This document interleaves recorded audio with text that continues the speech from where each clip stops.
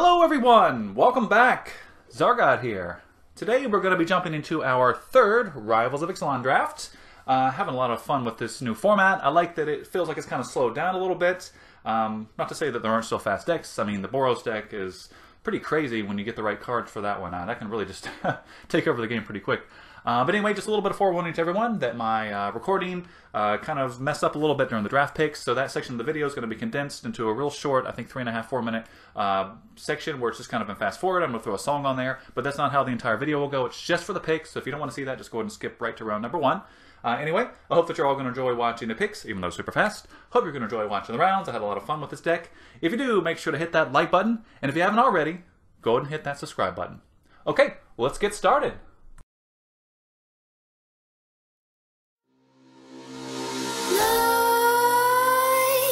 Creep while you and me repeat. This bittersweet heat is suffocating. I'm waiting and always hesitating. Kryptonite desires set my heart afire.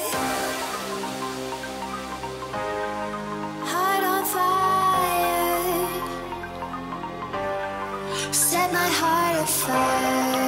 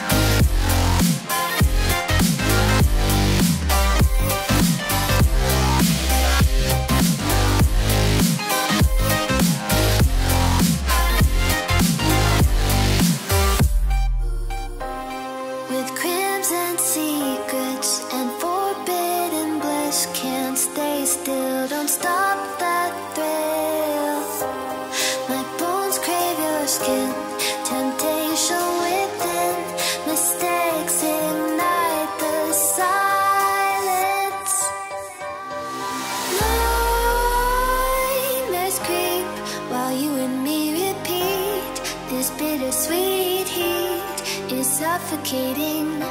I'm waiting and always hesitating. Kryptonite desires set my heart afire. Heart on fire. Set my heart afire.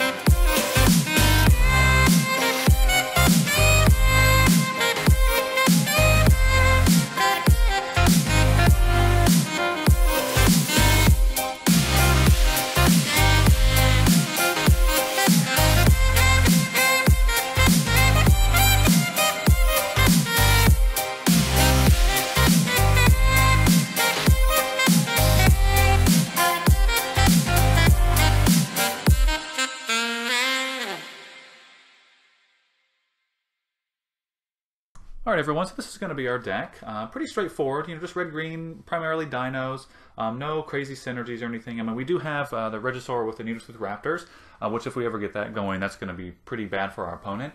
But, just good creatures, decent combat tricks, couple decent pieces of removal. I like that we're playing pretty heavy with the creatures. 17 creatures is going to be pretty good for us here. We can just keep putting pressure on the board. And then all of our combat tricks are going to be pretty decent when we're able to utilize those. But yeah, just straightforward deck. I'm looking forward to see how this actually does. Let's go ahead and add a few lands in here, and we'll go ahead and jump into round number 1. Okay, looks like we're going to be on the draw in round 1 here. And we're going to keep this. It'd be great to draw a 2-drop right away, because then C-Red's going to be pretty good. Okay, no 2-drop. Not a problem. If our opponent doesn't go crazy, we could put C-Red on the frill back, and that's just going to keep attacking forever until they take care of it. Famished Paladin. Okay, it's pretty decent. So we're playing against vampires here, maybe? And we're just not drawing any action. That's okay. Maybe our opponent will just attack in. We'll probably attack, play a swamp, play the Bloodletter. Just for maximum value there. Or not. Okay, that's good for us. Ooh, Regisaur Alpha, that's very good. So here, yeah, I like just go ahead and playing the frill back.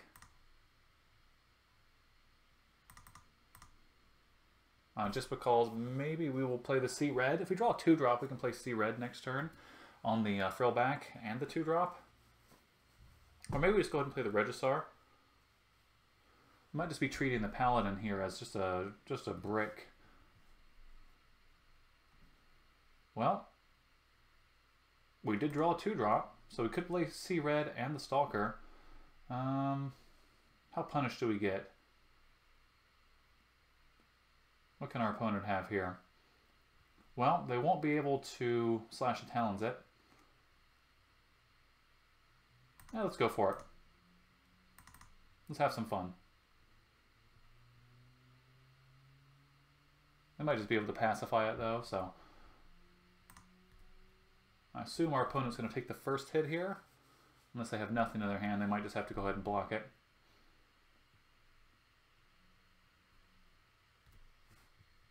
Hey, there we go. Alright, now we can go ahead and get our Stalker out. Which, if our opponent doesn't play creature this turn, that's going to be quite a bit of damage coming to them. And then we have Bombard to take care of any problems, or we can just play the Regisaur. Might just pacify our big guy. Ooh, Squire's Devotion. Okay. Interesting. So they probably could have just attacked last turn. And then they would have had the, well, maybe they just drew it this turn, so. Alright, what do they got here? They're going to send in the 4 lifelink. That makes sense. And then they get to untap it. It's pretty good. So yeah, I think here we're just going to have to bombard the Paladin, because that's just going to get really annoying really fast.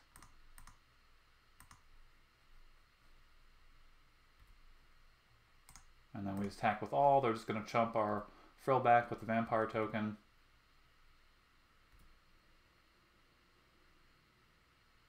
Oh, they're going to go ahead and take it? Okay, that's fine too.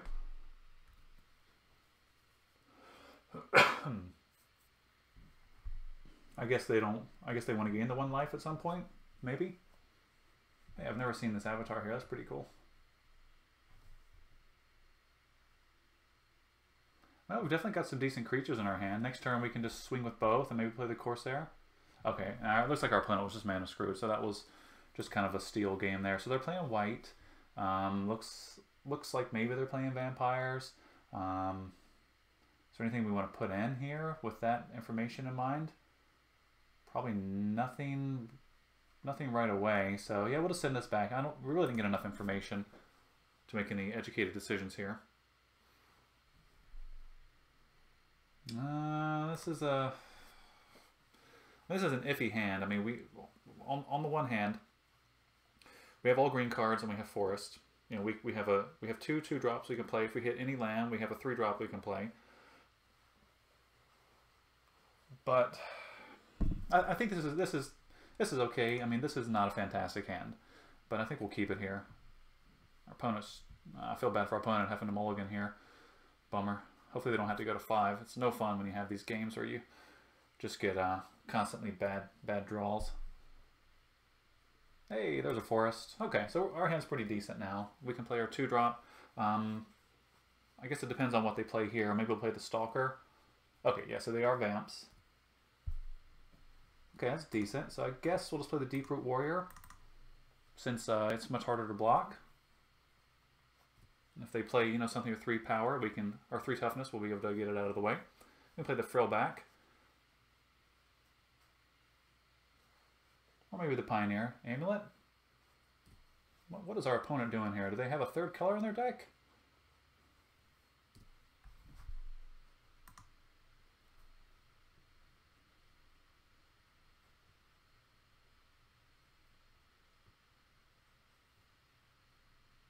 Four colors? How many colors are in their deck here?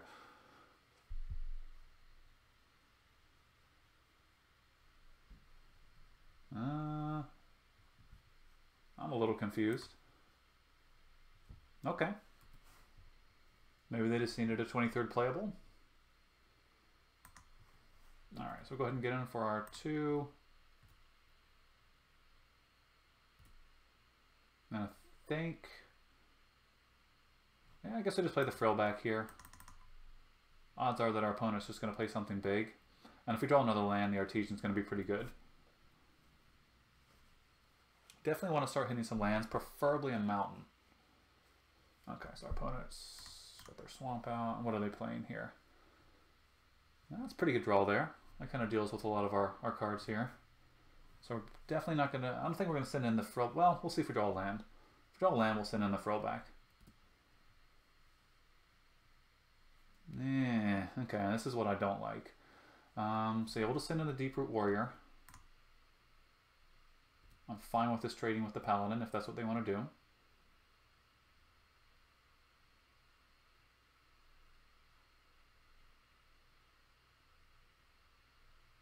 They are thinking about it.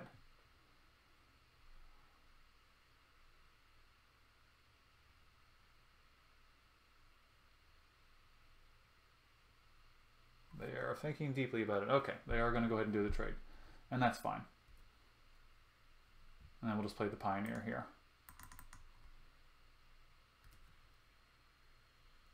Okay. Alright, we really need to hit some consecutive land drops here. Really, a mountain would be fantastic, because I'm assuming something big's probably coming down this turn. Or maybe not. Glorifier. Oh, that's pretty good. Okay. You're going to swing in for 2 here, maybe? I'll probably just block with the Jungleborn if that's the case. Okay, we got a land. So, probably just play the Artesian and send in the Frillback. If they want to block with everything, we're probably fine with that.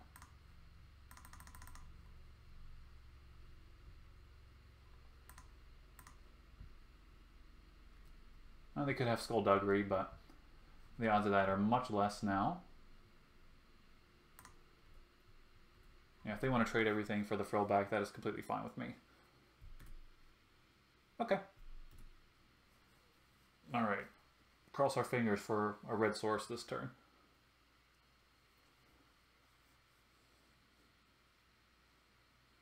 Alright, opponent's got a lot of mana there.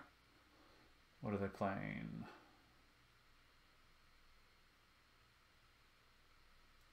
Ooh. Alright, that's good beats.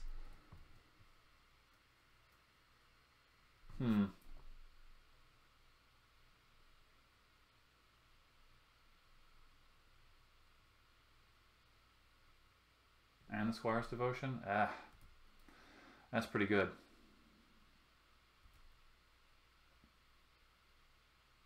Yeah, that's pretty good there. Well, if they send in the Glorifier, we're probably going to double block it.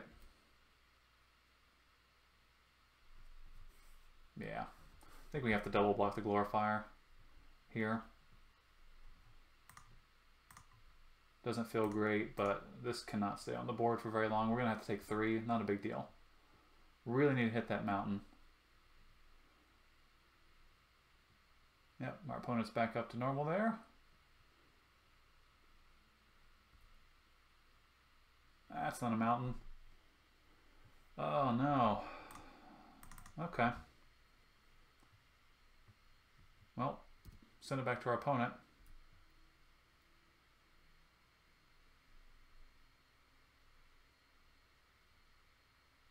Well, we're not out of this yet, you know. A mountain is going to put us back in pretty well because we'll just bombard the Legion.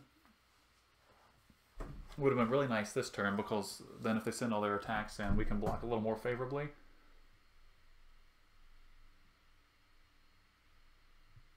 I haven't played anything nuts yet, so... Oh, okay. Just going to draw some cards. Okay. That's fine.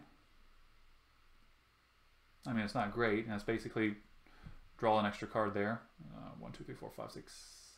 4, 5, 6, 7, 8, 9. One away from making that guy really big. Any attacks? No attacks. Okay. Mountain. Yes. Okay, so I guess the question is here. What do we want to do? Do we want to go ahead and play the Regisar? Or hold up Bombard? Our opponent is definitely going to be able to... They're going to have a 5-5 on their turn. But it might be more important to kill the Lieutenant here. Well, if they send in the 5-5, we'll just block with the Frill back and the token. That's no problem.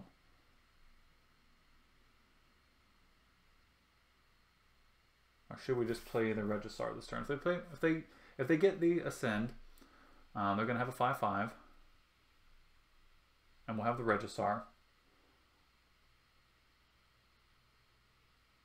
Maybe it's better just going to get the Regisar on the board. I think that's probably better for right now. Probably not going to attack, however.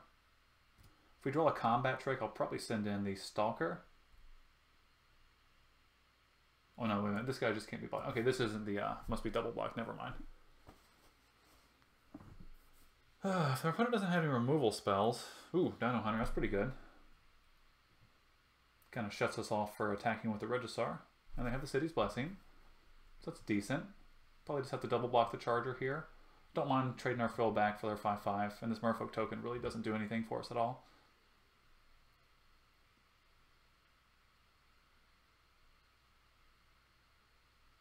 Yeah, Dino Hunter's pretty good.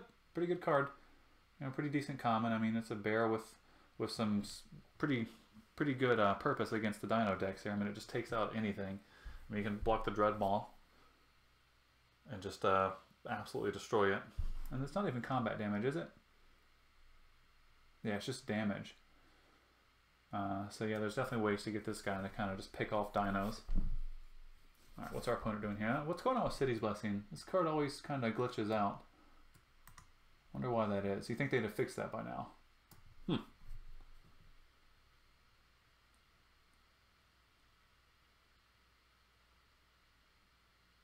Yeah, bombarding the Lieutenant doesn't look fantastic right now. I was assuming our opponent was going to start dropping some serious vampires. But they're just kind of all over the board here. You know, I think they're just kind of white-black. They probably have, you know, enough vampires on their deck that Lieutenant's pretty good. I mean, they've already played... I mean, the Glorifier, the Paladin, Squire's Devotion. Yeah, I mean, so yeah, this is pretty decent. Just making these tokens makes the Legion Lieutenant pretty good. I don't really get the Traveler's Amulet. Again, maybe they're just short on playables. You know, this... Maybe they're just trying to shrink their deck a little bit, possibly. Or maybe it's something that can shrink their deck and combo with Costly Plunder. I'm not 100% sure.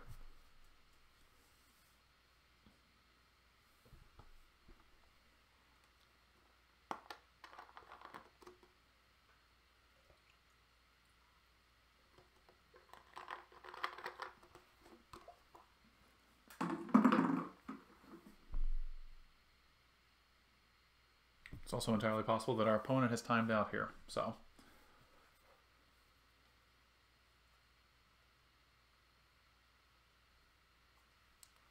Oh, there we go.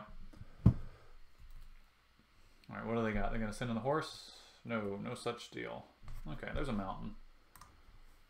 So, yeah, I think now we just play the Dreadmaw. I don't think there's really any reason not to. Our opponent's been a little shy with their attacks. I'm assuming they're waiting on a piece of removal here. That's my assumption. I think we're just going to hold off one more turn because I mean, with their 5/5 in play, we really don't have any fantastic attacks right here. If we draw Pounce, that would be great.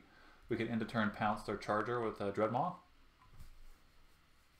I'm feeling pretty good though. Oddly enough, this is a good situation where Dinosaur Stampede would be pretty decent. We'd have a 6, 12, 20 power, 20 trample power coming across. Sentry, alright, so that's just 3/3 for 1. That's good. Since there's no way to get rid of City's Blessing, so kind of silly art, but you know, I like it. I like all the goofy colors in the Dino cards.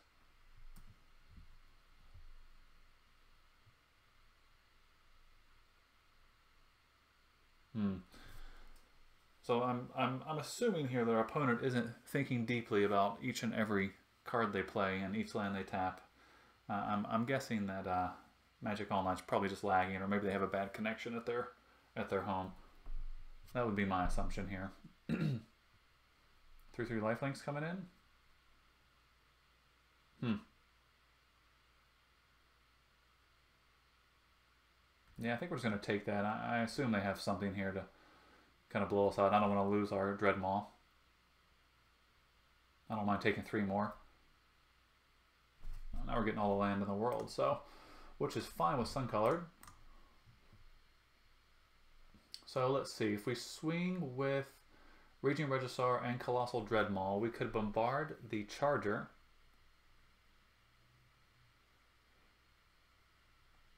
And then what do they do?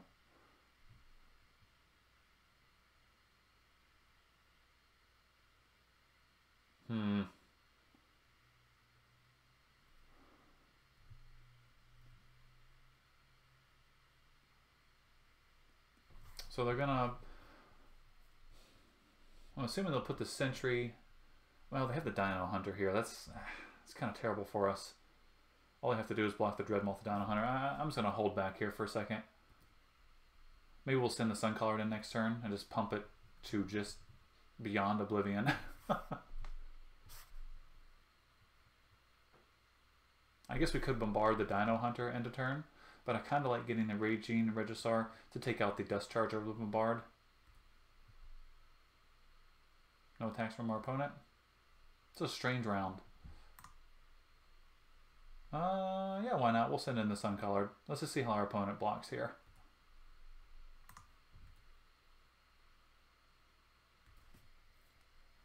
Maybe we'll get rid of the Dinosaur Hunter. I don't know. Probably. I'm assuming the Dinosaur Hunter's here for the long haul. Go ahead and block. Okay. So we're going to pump. And we'll go ahead and pump.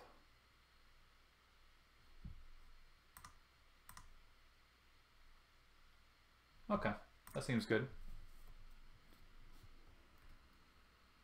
We can get one of their guys off the board. We don't have Bombard held up here, but you know, that's fine. I think next turn we're probably just going to go ahead and attack in. This Dinosaur Hunter's, maybe we go ahead and kill the Dinosaur Hunter with the Bombard. And their opponent has to double block. It'd be great to draw a Sure Strike here. That'd be fantastic. Because then the Hunter's not going to matter at all.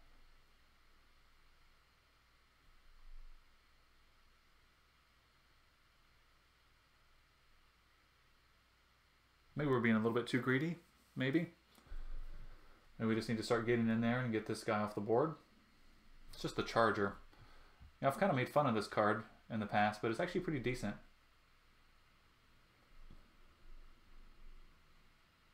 What does our opponent have here? They have Dark Nourish.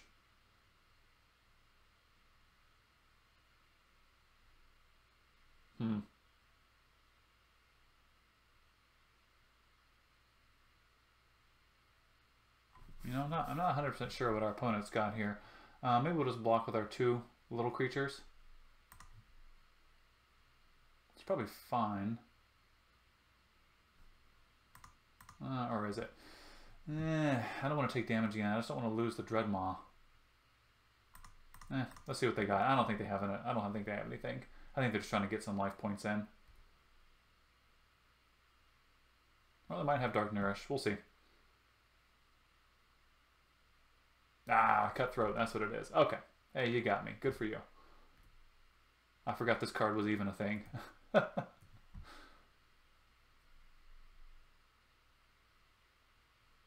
So yeah, we should have just blocked with our 2 little guys. Shame on us. And there's the Sure Strike, of course. Gotta get punished. Okay, so let's go ahead and probably just swing with the Regisar.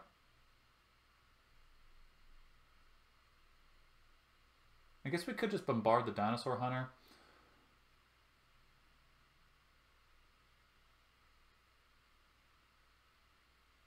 Now let's see here. We could bombard the Charger.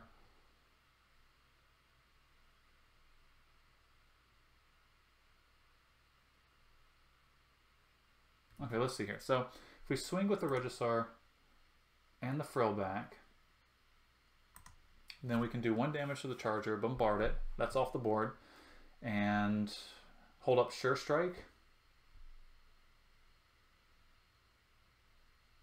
Maybe that's okay. Now we got to do something. I mean, since we kind of whiffed on our Dreadmaw there. So let's go ahead and attack. We're going to do our 1 damage to the Charger. I think we go ahead and bombard it. Whoop, just 3. Just get that guy off the board. Now I assume our opponent's going to block our Regisar with the Dino Hunter.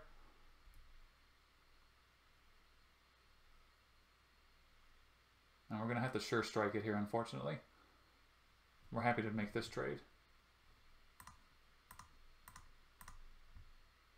I kind of waste our whole hand to get these guys off the board, but now we're in a pretty good situation here. Our opponent just has 1 creature on board. And we got the Regisar. Now if we don't draw consecutive lands, we're going to be looking pretty good. Of course, our opponent still has a lot of cards in hand. Could just be land. Could be a bunch of combat tricks. Although I doubt that. I'm pretty sure they'd have played those by now, so I don't know. Oh, here's something. Paladin? Okay, that's pretty decent. Gonna get a 4/3 and a 2/2. It's pretty decent. Definitely want to get rid of this Lieutenant.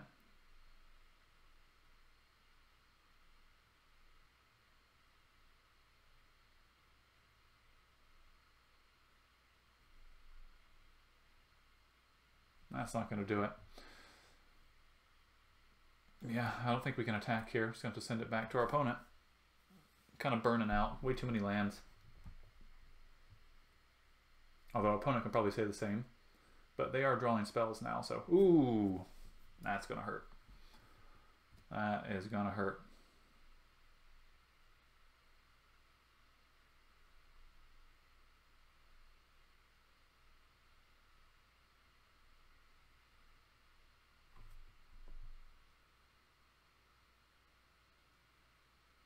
And give it to the lifelink vampire, I assume. No, just looking for maximum damage. Okay, nothing wrong with that.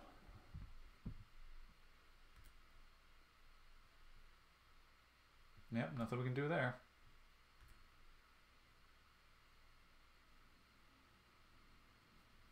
Monstrosaur, that's a thing.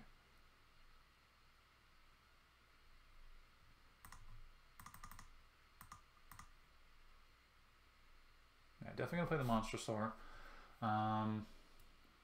Guess we can attack with the Monstrosaur and the Alpha.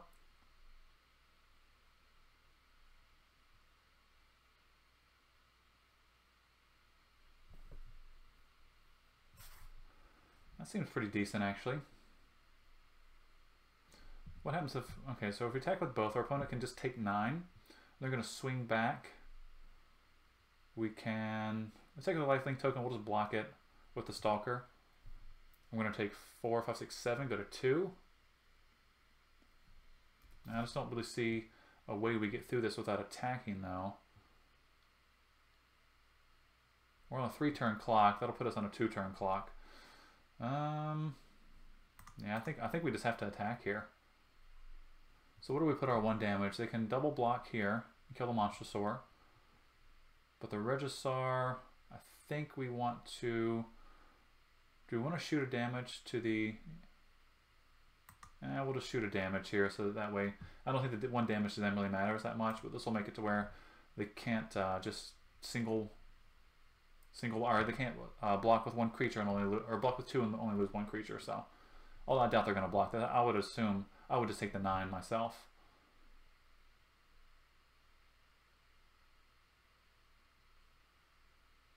Oh, they got a combat trick. Have to sacrifice half our creatures. That is a blowout. Let's see here. So, if we sacrifice both, we just die.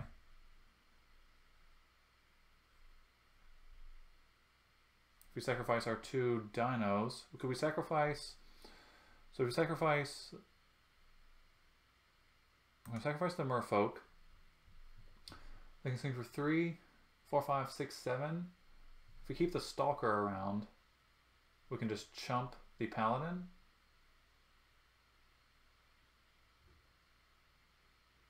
Yeah, I guess these are the ones we're going to sacrifice. That's a blowout. Yep, now they're definitely going to take the 5. If they have anything for our stalker, we're just dead. But, you know, I wasn't going to sacrifice the Monstrosaur. Oh my goodness. Okay. That is game, right? 5, 6, 7, 8. Swing with both. Yeah, that's game. Okay, let's move to sideboarding here. We're definitely going to throw in some interaction with our flyers. What have we got? Crushing Canopy? That sounds great. We're happy to throw that in.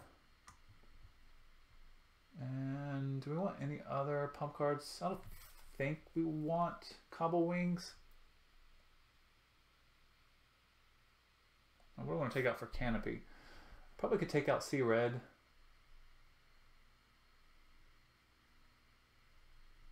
Probably could take that out. The worst time with these rows. There we go.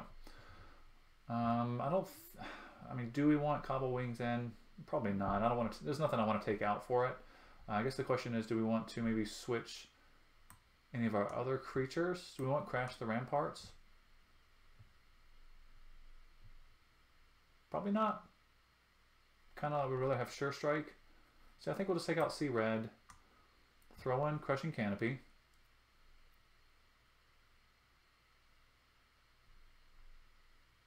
Yep. Okay, we'll just send this back.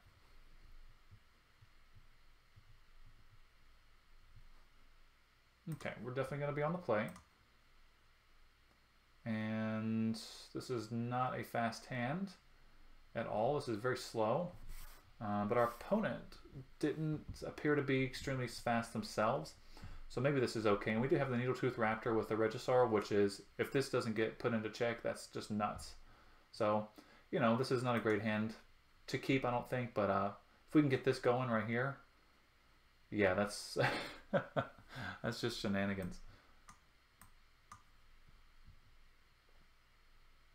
Although we might get really, really punished, you know, for maybe our opponent does have a much faster deck than we saw the first 2 games.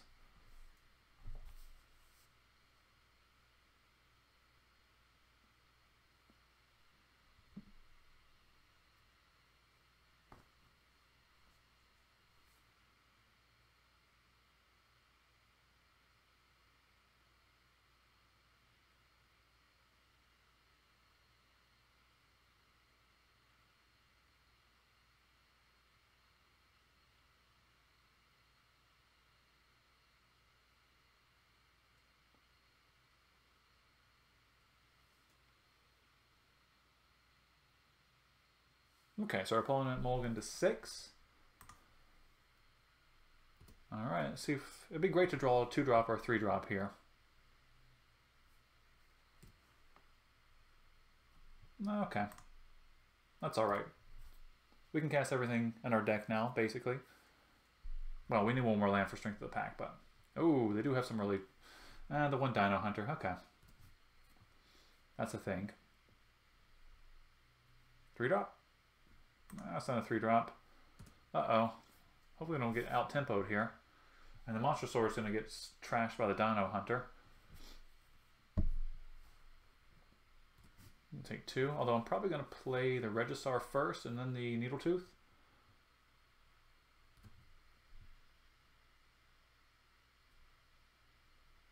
Ouch. Okay, well, no vampires just yet, so it's not a huge beating. Where were you last turn? All right, Regisaur. And again, you know, if they can't deal with this right away, it's going to be pretty hard because we can just swing with the Regisaur, shooter damage to the Raptor, kill the Dino Hunter. I mean, if they have the Paladin here, that's not going to be great for us. That's not great for us right there. Okay. Our opponents, they're getting us here.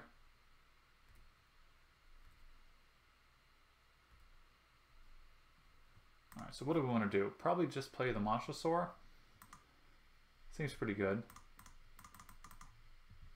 Do we want to attack? Why, yes, I think so. And we're going to go to 10. We can play the Raptor next turn and just block something and shoot the Hunter. Might as well get our 5 in before our opponent starts holding back the Hunter. I'm assuming the Hunter gets held back this turn. Unless they have another Impale.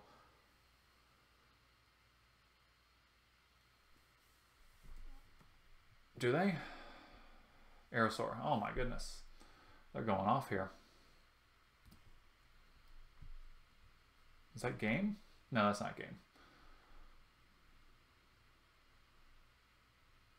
I guess the question is, are they just going to get in for the 3? Or are they going to go for the 5?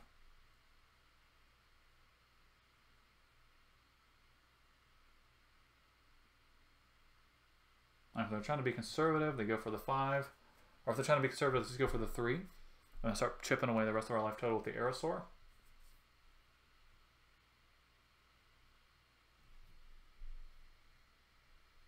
If we draw a land, we're probably just playing the Dreadmaw. And the following turn, Strength of the Pack.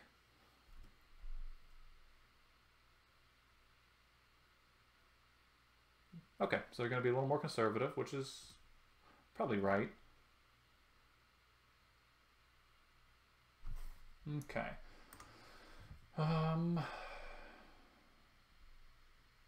Yes, I think we just play Dreadmaw here.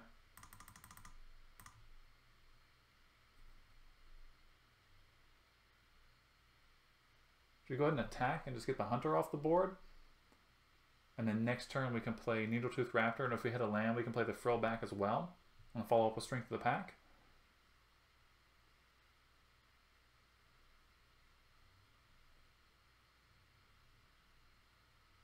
And that's probably the play. I mean, I don't think we can sit here and wait forever to get something to take care of this Dino Hunter.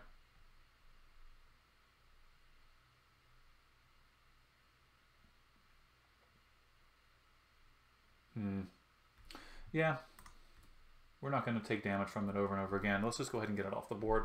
Put our opponent to 12. They're going to put us to 8. Yep. You got it.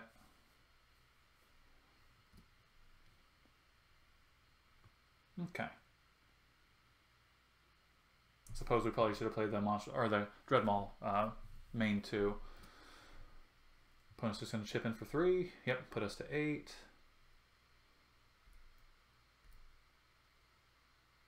And they still got a very good clock against us here.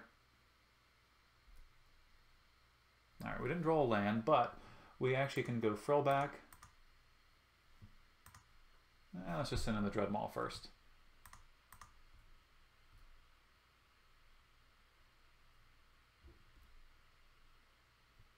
And we're going to go Frillback.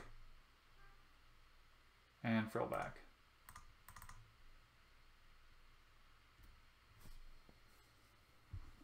That way if they have the Vanus card, if they draw that, they'll just get a Frillback. And we're going to have 8 trample coming across, so unless they play a creature, even the Lieutenant won't save them. Too bad this doesn't give the creatures trample. That would just be busted. I think it's already pretty good, to be quite honest. So if they hold back their creatures here, it means they got a handful of land. Yeah, because if they hold back, they can... Well, no, they got to play something else, because they can block... They block the Frillback and the Dreadmaw. They'll take 4, 5, 6, 7.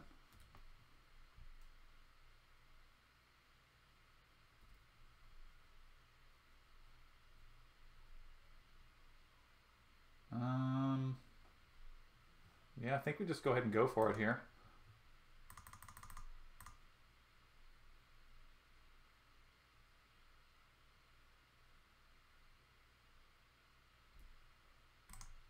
Attack with all.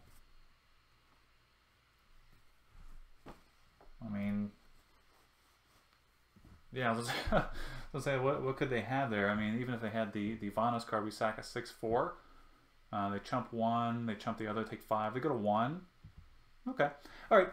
So this deck kind of did what I thought it would do. Just kind of play, you know, dinos out over and over and over. And it's such a shame that we just didn't get to. I would have loved to get the Regisar going with the Needletooth Raptor. That would have been a lot of fun. For us, not for our opponent.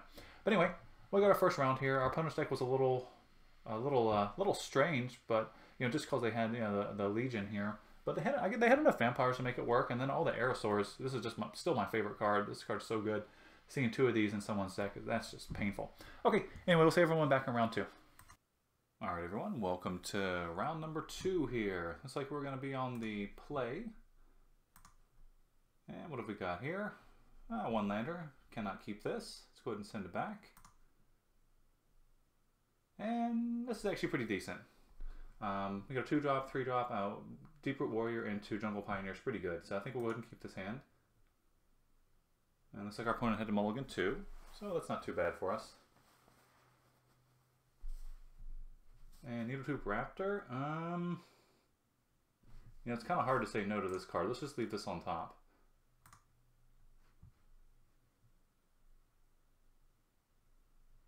Okay. So I think we're probably just going to go Deep-Root Warrior into Raptor. Or excuse me, into Pioneer. Hey, there you are. Alright, so let's just go Deep-Root Warrior. Just a good attacker here. Just a solid 2-drop. It'd be great to draw the Regisar in the next turn or so. Well, I'd like to hit a land too, but I just really want a game where we can go Needletooth Raptor with the Regisar. Just start getting a lot of value. Baffling End, that's decent. Takes care of our 2-drop there. So our opponent, white and green, are they going to be dinos? Maybe. So now I think we probably just want to go ahead and play the Pioneer just to get us, you know, maximize our mana usage. Get a couple creatures on the board there. It'd be great to hit a land here, just so we can get the Needletooth out. Hey, all right. I'll play a Jungle Pioneer and I'll see you a Jungle Pioneer. Okay, so there's our land. Let's see. So actually, Needletooth Raptor and Pounce is pretty good.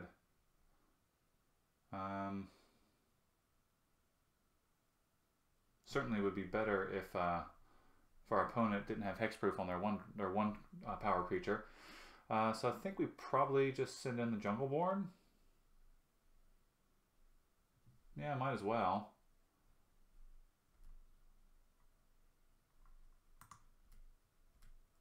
Just kind of slug back and forth for a couple turns here. Or they might just go ahead and trade. Yeah, that's fine. Makes our Raptor a little bit better, I think.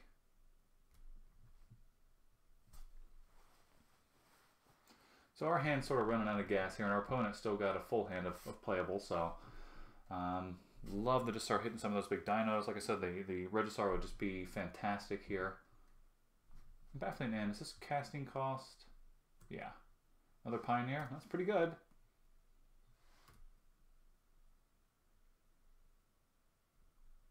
Monstrosaur, that's not going to do it. So we're not going to send in the Needletooth. And I guess we're just going to play the Sun Colored. Probably just ship it back to our opponent here. If we can draw a land next turn, I think just getting in with a Monstrosaur is going to be just fine. Of course, a lot of that depends on what our opponent plays this turn. If they play a big blocker, then maybe not. But Monstrosaur with Pounce is pretty decent. Okay, what's our opponent got here? Swing in with the Jungleborn. Yep, we'll just take it. Something big here. Ceratops, that's pretty decent. Okay, so we're just not going to hit our land drop here, unfortunately.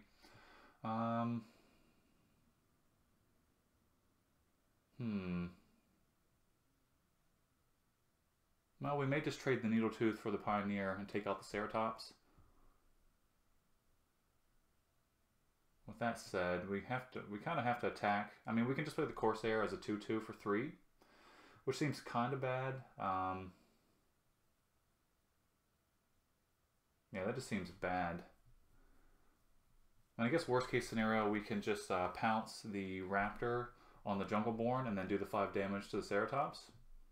That's actually not terrible. But I think we'll just send it back. We can do that at any point. Just kind of see what our opponent does here. They're probably just going to attack with both. Maybe we'll get lucky and they'll have an enchantment. Now this does do... Yeah, okay. So yeah, we can pounce this on the Jungleborn and then blast the Ceratops. If we get lucky, they'll play some big enchantment, or they're just going to send in for the attacks. Just with the Jungleborn and the Ceratops?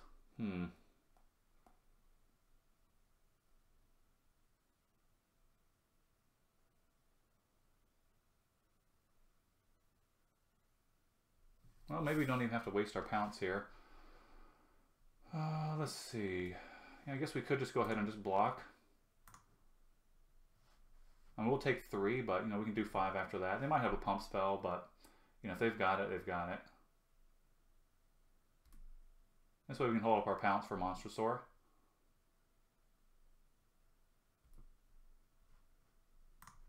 Yeah. Okay. Okay, well that's fine. My opponent gets a bunch of life from it, but that's okay. We're not really racing right now. And if we can slam the land, we're going to be looking pretty good. Wow, so many Pioneers.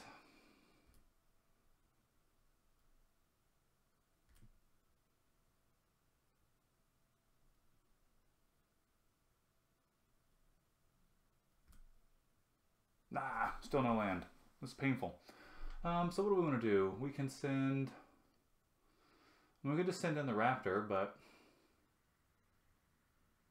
all it does is just tap us out for the turn. And our hand is just kind of weird. If we send the Raptor, we can pump. They'll probably just block with the Jungleborn.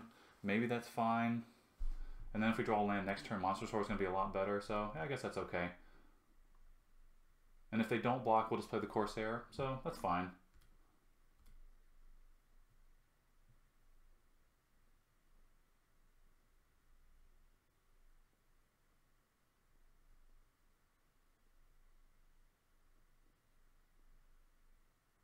Okay, well, yeah, we're just going to go ahead and, I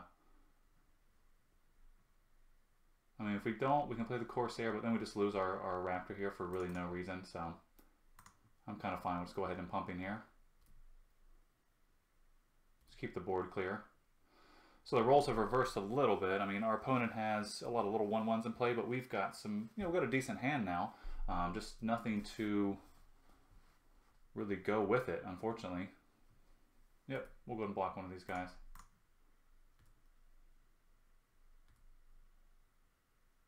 Okay, anything else from our opponent? Land!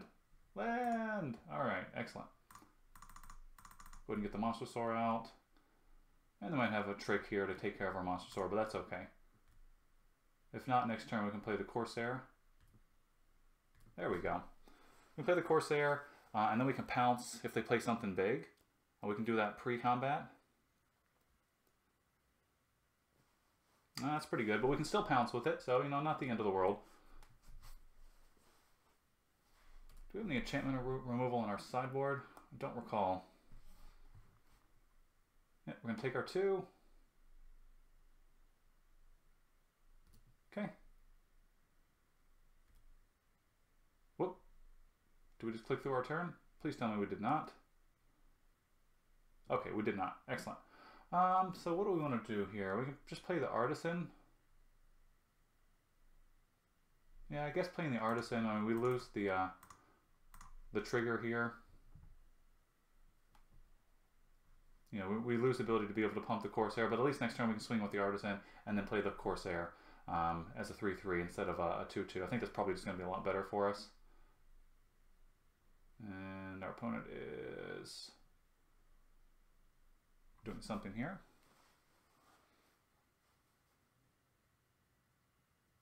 Okay. Yep. Wish we could just ignore that. Be great if Magic Online just realized there's nothing we can do with it right now and just kind of didn't force us to click all those extra buttons and waste those extra seconds on the clock. Armasaur, okay. So it's going to get them another 1/1.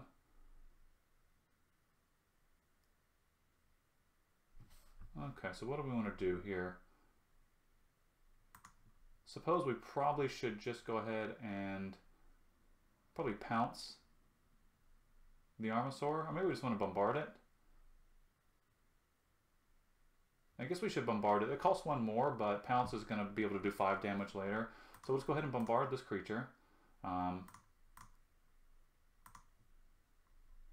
going to get a 1/1. We can swing with the Jadecraft. And then they're probably going to block with all 3.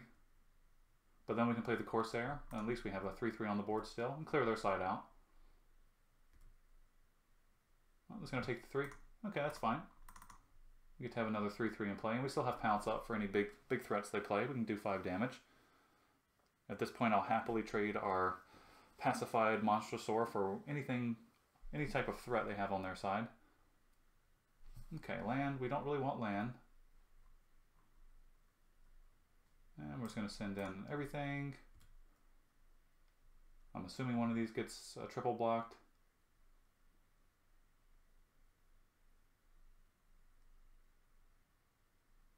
Okay. And if they have any tricks, we could always just pounce the one that they pump. I'm fine to trade this 1 card for all 3 of theirs.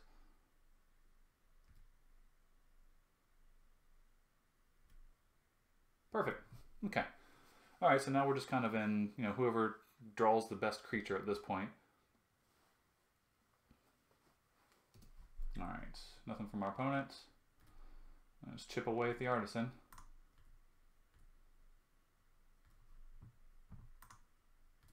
Okay. And then next turn, if they don't play anything, I guess we have lethal. We can attack, pounce whatever they have as a blocker, and then sure strike for lethal damage. Whenever it's dealt damage, it gets 2 1/1 counters. Okay.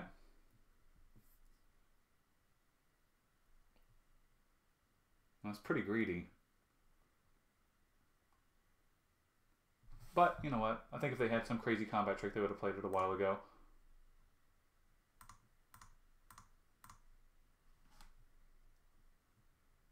Just go ahead and get this guy off the board.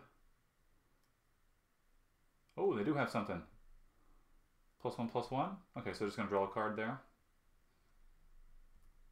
Still going to get it off the board. So they could have an answer in their hand now. Go ahead and attack. And let's just see if this is lethal. I'm assuming it is. There we go. Okay. So our opponent has 1,000 of the Pioneers. What do we have that's good against that? I mean, we could play... I still think the Raptor is going to be good. I don't think we want to use, like, Form of the Dinosaur. I mean, maybe the Spike Tail's okay. Maybe it's better than the Arsonist in this situation. Maybe it is, just because this just chips away at some small creature, but the Spike Tail can actually block multiple creatures, so I don't think we have anything that destroys enchantments. This is artifacts, right? Oh no, that is destroy target enchantment, or target flyer. I mean, they might have some flyers in their deck. Do we really care that much about destroying the 1 enchantment? Maybe? But I feel like that's kind of a... Well, it's also naturalize. I'd probably take Crushing Canopy over naturalize, though. I mean, is there anything we don't want?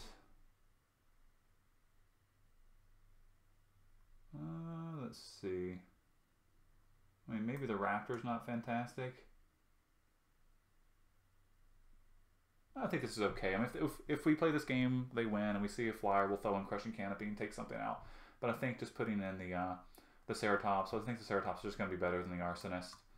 Because, I mean, this guy kills a 1/1. I don't think that's anything crazy, and this guy can block a bunch of little creatures if we need it to.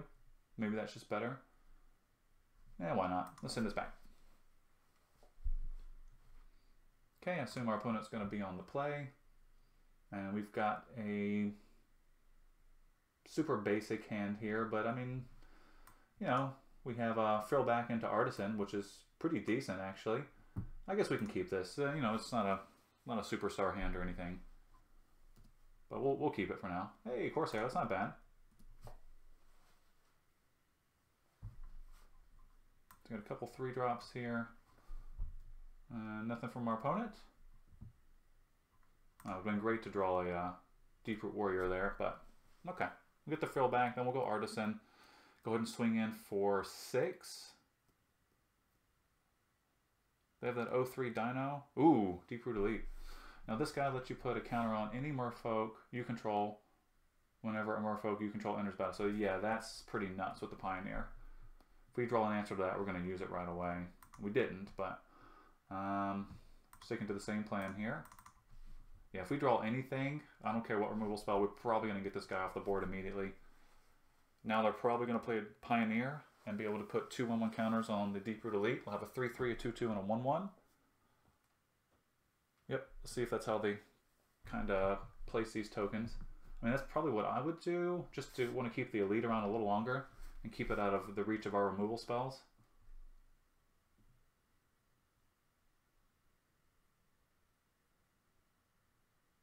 I mean, I guess on the other side, they could just put 1,000,000 counters on their hexproof guy.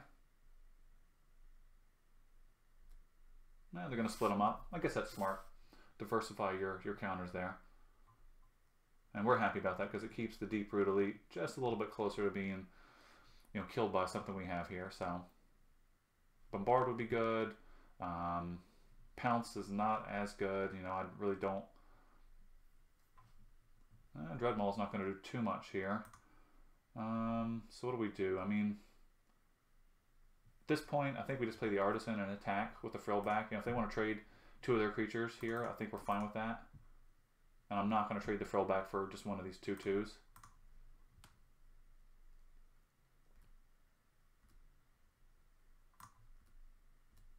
And they'll probably just trade it for the 2 tokens. Or maybe they'll just take the 6. I mean, if they have a couple Pioneers in the hand, yeah. Yeah, so see, now the Spike Tail is going to be pretty decent here. Especially if you draw something like Sure Strike, so we could double block a couple of these little guys. We do need to draw something to deal with the Deep-Root Elite pretty soon, though, or else it's going to become a big problem. Especially if our opponent draws a couple more Jungleborn. Teardown Knight? Okay, that's not a huge deal. Not too worried about that. I mean, a Hill Giant's fine. No attacks. We're fine with that. So we're kind of in the same situation here. I mean, we can send the frill back in, but it trades with anything now, so that doesn't seem great. I guess we just play the Spike Tail. Just get a big dude out. The next turn we play the Dreadmaul. Maybe we'll draw our 2/2 counters, our strength card, and be able just to go nuts. That would be fine too. So I guess our opponent probably doesn't have any Merfolk in hand, so maybe they'll draw one. Because I would assume that would be the play. Even if it's just a 2/2 Merfolk, you probably want to just slam that and get some more counters going.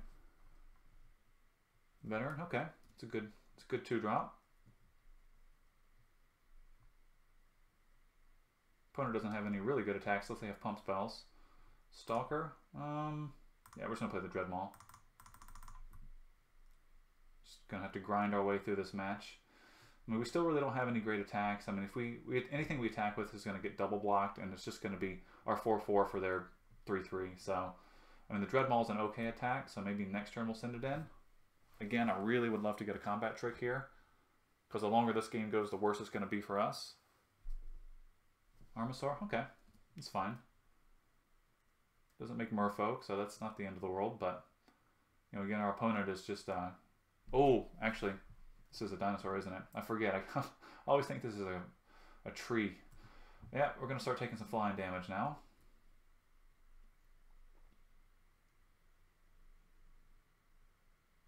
More land. I mean, I guess we could send in the Dreadmaul, and they could just triple block it with a bunch of the 2/2s.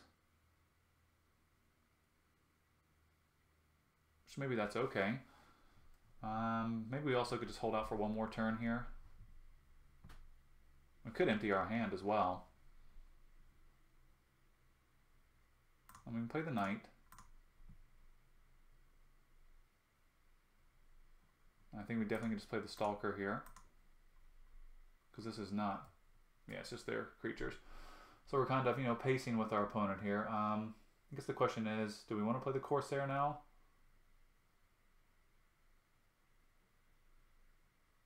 Maybe.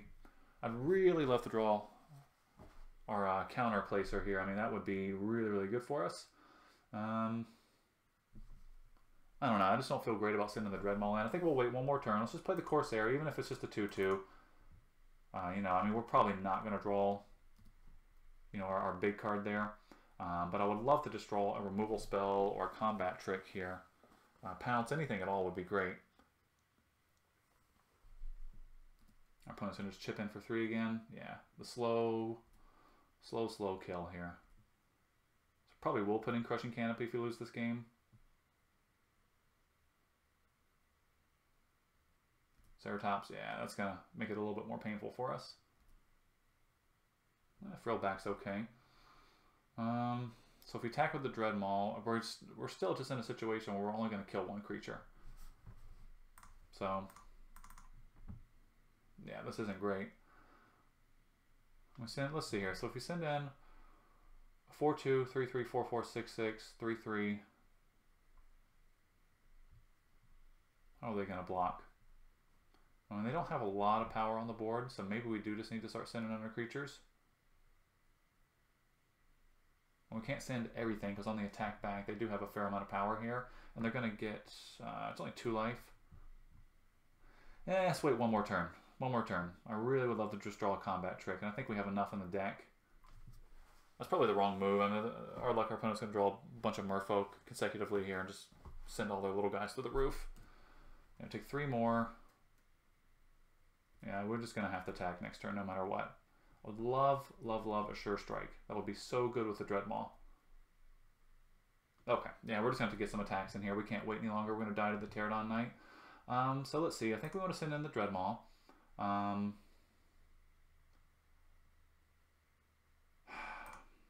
If we send in the Dreadmaul,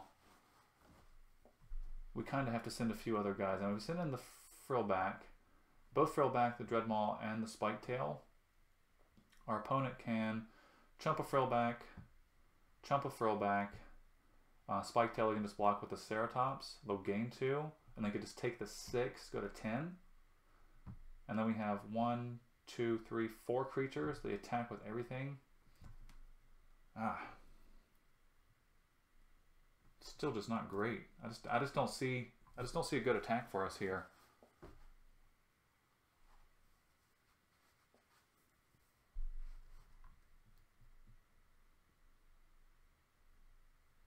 I mean, I'm not a fan of dying to this Pterodon Knight over and over again. I mean, really, we're in a situation where if we take this 2 more times, we're probably... Oh, brutal. Brutal. Yep, that's going to be hard to deal with. Probably draw our Sure Strike now. Ooh, that's interesting.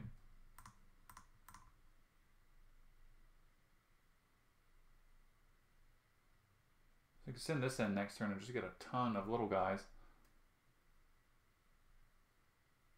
That might be pretty decent because then we could attack with everything, make a ton of little creatures, and just have a lot of blocks up. Right? Because this is just a fireball spell, right? That sounds pretty good. So let's just pass it back one more time. Then we can just launch an all-out attack. We'll force our opponent to make some trades because we're going to have just a ton of little blockers.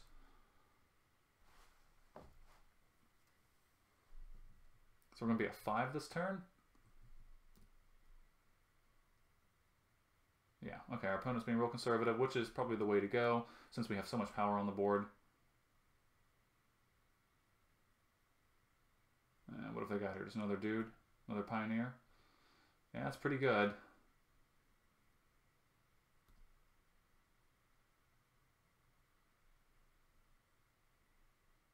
Yeah, that's just a beating. Good for our opponent, though. That's great to have those guys all together. Hey, there's Sure Strike. Okay, so yeah, we're just going to attack with everything here. We're going to make, they have 1, 2, 3, 4, 5, 6, 7, 8, 9 creatures. And we can make 1, 2, 3, 4, 5, 6, 7. We can make 7. We can only make 5 though if we have Sure Strike. They have 1 card in hand. I mean, we can't not attack, so let's just go ahead and... Okay, actually, I think... Okay. So here's the dilemma. When we attack, right? This isn't... Yeah, so we have to decide now whether we're going to be Sure Striking or making 7 creatures. So our opponent has 1, 2, 3, 4, 5, 6, 7, 8, 9. They have 9 blockers. We have 8 attackers. So they're going to be able to block everything. That's not a problem. Okay. Yeah, I think we're just going to attack with everything this turn because we're dead next turn if we don't. They're going to be able to get in for lethal, more than likely. So we're going to attack with all creatures.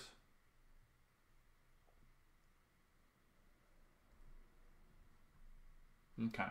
So then here, I'm going to get our +1/+1.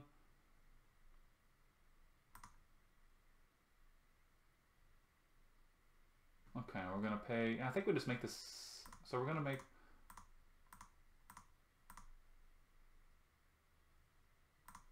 So we can make 5?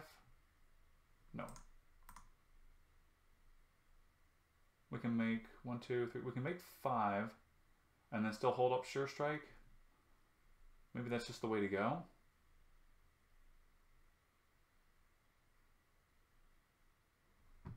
That's fine.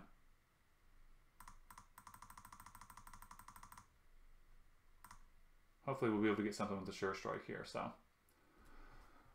Oh, these come into play at tapped and attacking? Oh, that's fantastic. Okay. I completely misread this card. Okay, so actually, that's fantastic in one sense and terrible in the other, because now now our opponent can probably just kill us here. So I thought this list left a bunch of untapped creatures, tokens that are tapped. Oh my goodness. Okay, well, I mean, we're still in the same position at this point. We'll see how our opponent goes. We're going to have to think about these blocks for a minute here. And we still have Sure Strike.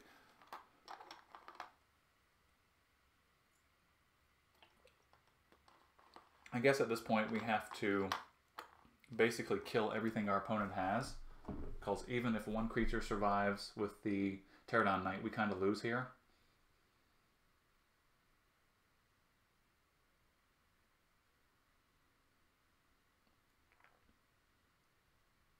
So maybe we'll put in... I don't think we're going to win this game here. I think we'll probably put in Crushing Canopy. Maybe we'll even put in Cobble Wings. I mean, to be quite honest, because this is one of those games where our opponent hasn't presented a lot of flyers, but they have just absolutely a ton of ground creatures here. So 1 flyer on our side would be pretty decent.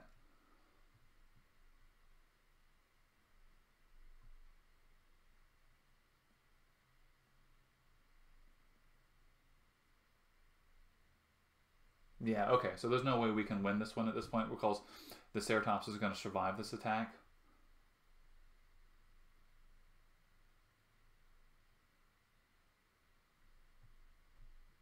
If they don't have any more blocks, they lose.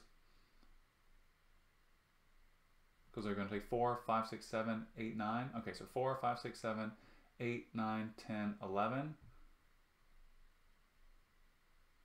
Ooh, we were close. So 4, 5, 6, 7, 8, 9, 10, 11, 12, 13. We're one point of damage away from this. That's a shame.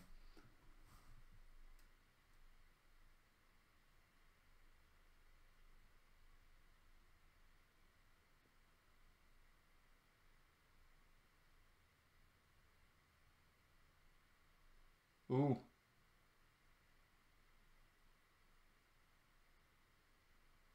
What's our opponent doing here?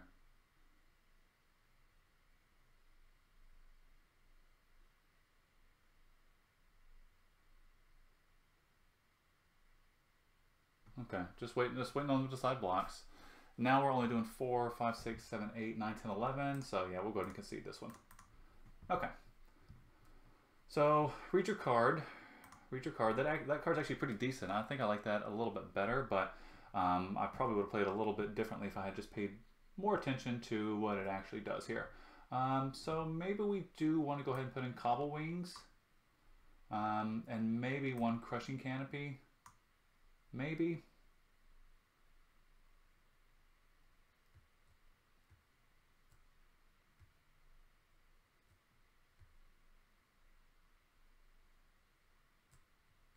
I don't think we want Form of the Dinosaur. This might be pretty good if your opponent's playing a lot of big dinos, though. I guess there's also a chance that this Bravado is pretty good, too. Just because it does give our cards like the Frillback First Strike. But what do we take out here? Maybe the Raptor's not amazing against our opponent?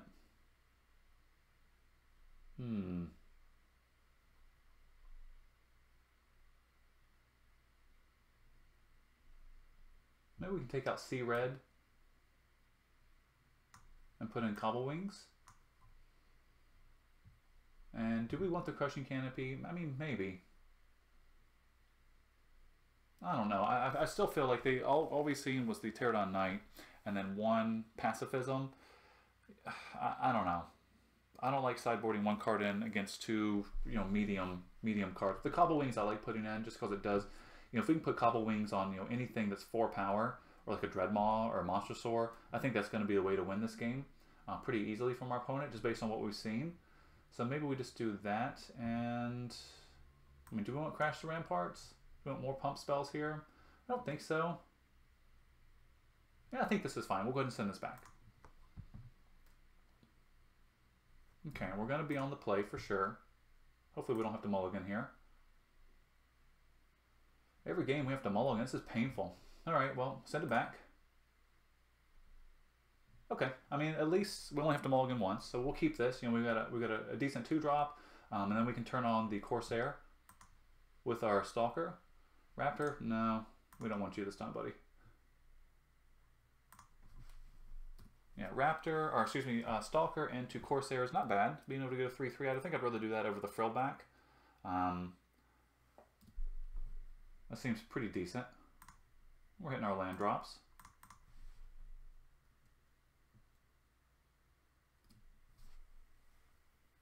Just got to be careful not to let this drag on too long. It would have been great to draw just one of our removal spells and take out that Merfolk that game, but I don't think it would have mattered too much. It didn't really getting a little flooded here. Okay, we'll just send in our 2.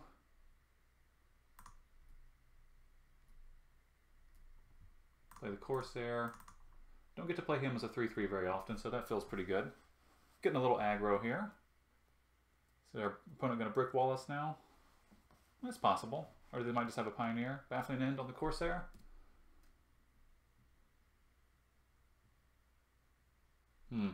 Maybe Crushing Canopy would have been good, because taking out a Baffling End gives you a 3/3.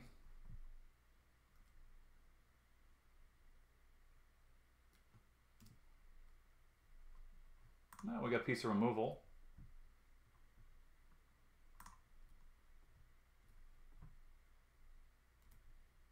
Get our frill back out here. Okay, well, we still got enough aggression on the board, but we've kind of burned our hand out at this point, and our opponent's got a hand loaded, with possibilities here. So, all the answers. We'll keep chipping away for 2 though. Ooh, that's pretty good. If all of our creatures hadn't died, that'd been fantastic. So now maybe we want to prioritize keeping our guys around if we can. So I'm assuming our opponent's going to play the Ceratops this turn. That seems like what's going to happen here. Yeah, there we go. It's just the feeling we had. So this guy can't be blocked by the yeah, I mean, we're just going to send it back. I don't mind taking a hit or 2 from the Ceratops. I don't think I want to trade Bombard and our Stalker for the Ceratops. I'd like to keep the Stalker around in the event we get to play. Okay, so it's going to make it a 6. It's going to be a 4/6. Maybe now we do have to go ahead and bombard it. Yeah, I mean, it feels bad. They're going to get a whole bunch of life from this and kind of reset everything we had done. But, we're going to get some value, and that's going to be really hard to deal with if we don't. Hopefully they don't have anything to block that.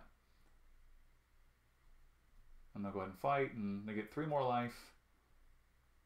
Now we 2 for 2'd, so, but our opponent did get 4 life out of the deal, so they get the better end of that trade, I think. Ooh.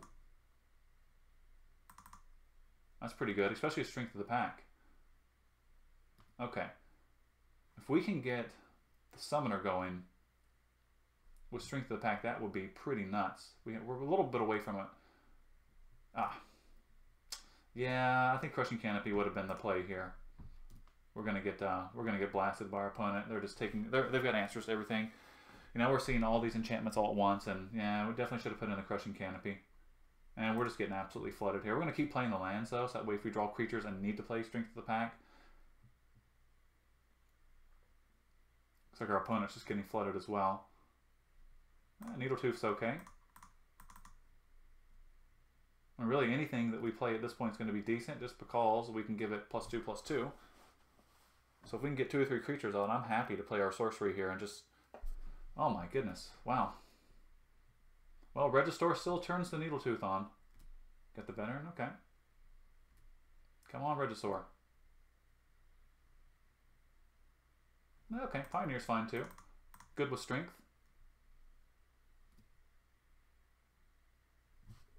Yeah, still pretty good with strength. Now we can collectively have a 4/4 and a 3/3. You know, our opponent's deck would be really good for Strength of the Pack. 2/4, yep, we're going to have to take that. No problem, though. We'll take our couple points here.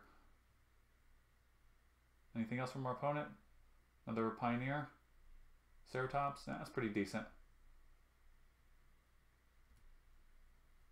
Tilonali's Knight? It's fine. We got a Dino, so it does get its triggers. Still not ready to play Strength just yet. I wouldn't mind getting one decent creature on the board. I would absolutely love to draw the Ceratops here. I think that would just be game over. Well, I speak too soon. I mean, our opponent apparently has a lot more interaction with our creatures than we thought. Send in for 4 again? Just the 2? Okay. Yeah, I don't really want to trade. Our creatures are definitely a lot more valuable at this point. Frillback, okay. I'm going to play the Frillback here. I mean, that's an answer for the Armasaur. Just send it back again. Oh my goodness, we're drawing all of our little guys here. I'd love to just draw something that's, you know, medium size. Just give me a really good reason to play Strength of the Pack. I'm going to take 2 again, no problem. If our opponent will stop playing creatures, we're going to be looking a lot better too. Yeah. There we go. Okay. Yeah, I think next turn we'll probably just play Strength and just go crazy. Unless we draw the Regisaur. Even if we draw the Regisaur, it doesn't matter. I think we need to play Strength next turn. Pterodon Knight, yeah. There's our clock.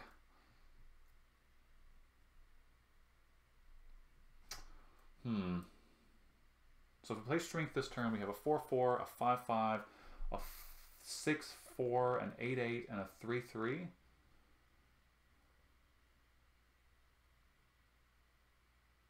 So the only thing that doesn't trade with everything on their board would be the Merfolk token. We're at 14. If we swing with all, they can swing back for 3, 4, 5, 6, 7, 8, 9, 10, 11, 12, 13. They can swing out for 14. So I guess we have to leave 1 creature back, probably the Merfolk token.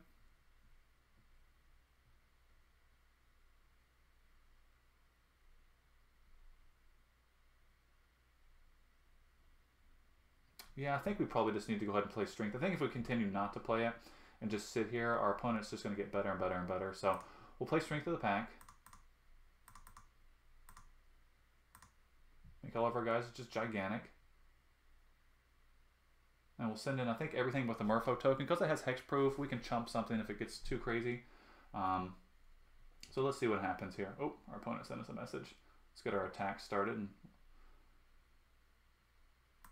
maybe they're telling us GG, as in we just made a terrible play. I don't know. Yeah. Well, you know, it all depends on how you block here, buddy. All right, those are our attacks. I mean, the Dreadmaul's kind of a beat, because it's going to... Well, they're going to have to block it with everything.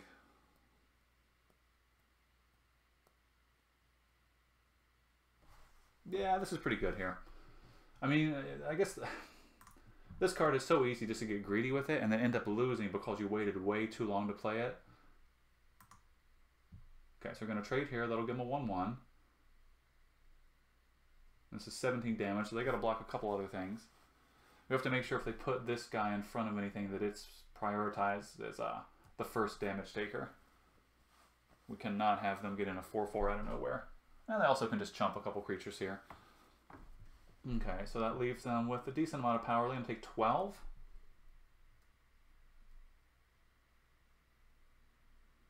And they get a 1/1.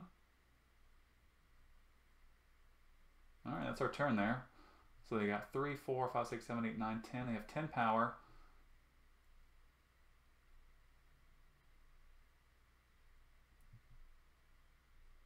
Okay, so they're still being conservative, which is fine because they're still in a really good position to kill us here. Deep Root Elite, okay. Not as intimidating right now. So we probably can attack. Okay, let's see here. So if we send all 3 in this turn, everything can kill everything here. I think our opponent has. Our opponent has to block everything, and we can play the Ceratops. So let's see. If we send in all 4, our opponent can. They can chump our 4/4, chump the 4/4, chump the 3/3. And throw these 2 guys in front of the Dreadmaw, and they're going to be at 1. And if they don't have a combat trick, I think that's what's going to happen here. Because they can just chump, 3 of them, and they're going to take a pile from the Dreadmaw just because of the trample. As long as they don't have something to just blast the Dreadmaw, we're looking pretty good. And we can play the Ceratops to block, 2 creatures on the ground if we need to. Yep, so they'll chump there, which makes sense. And then chump there, which makes sense. And they're gonna have to throw everything in front of the Dreadmaw. Probably not. They should put 1 in front of the Merfolk. Yeah. Okay. So we'll leave it like that. Our opponent goes to what? 4? 2, excuse me. They go to 2. Clear out the board here. Yep. Okay, I don't know why it shows that. Okay.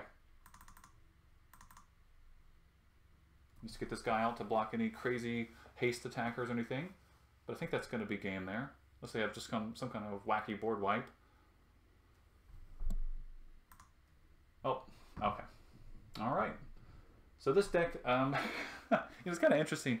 As I'm drafting this deck, I'm looking at it and saying that it's just very basic. It just doesn't really seem like it's got a lot going for it, but I mean, we got 2 wins so far. Okay, anyway, we'll see everybody back in round number 3. Alright, looks like we're going to be jumping into our final round here, and we're going to be on the play. And maybe we can keep our opening hand. I mean, Telenola's Knight into Sea Red is pretty decent, especially if we can go Knight on 3, Sea Red on 4, and then Needletooth Raptor on 5, and this will actually be a 5/4 attacker. I mean, it's a pretty loose keep, but I think I've wanted to see how Sea Red actually work out when you can drop it, onto a 2-drop. So let's go ahead and keep this to see what happens. We definitely need to hit some land. It'd be great to hit a forest right away, just so we have access to all the cards in our hand here. And obviously Monster Sword is going to be good if we can hit some consecutive land drops. Actually, Regisaur Alpha would be pretty good too, since we do have the Needletooth Raptor. Traveler's Amulet, okay. And green, so what's our opponent playing here? Okay, so we're going to go ahead and get our Knight out. Definitely want to hit a land drop. At this point, I don't even care if it's a mountain, that's fine. Any land's going to be good here, because I really doubt Sea Red is going to go all the way. Okay, so probably Merfolk. Oh, no land. Okay, well, this is our plan for now. And we'll have a 2-drop we can play next turn. Well, our opponent's playing blue, so it doesn't feel exceptionally reassuring that they just are going to be able to cast, a number of different bounce spells. But yeah, that's what happens. We knew the risk when we kept the hand. You know, 2 mountains and a double colored deck here. Okay, they're getting a 3rd color. More blue. Okay. Seems like a lot of people play Traveler's Amulets in their double colored decks. I guess that lets you fix a little bit. Maybe if you don't have any super powerful playables or you just want to get through your deck a little faster. Okay. Maybe our opponent's just kind of a mid to late game kind of control deck here. Land! Land! Forest would be great. Bah! Okay. It's alright. We'll get in for 4 more here. Oh! We should be getting in for 5, so shame on us. Shame on us. Okay, got a little anxious there. Our opponent should actually be at 11. So, yeah, that was a misplay.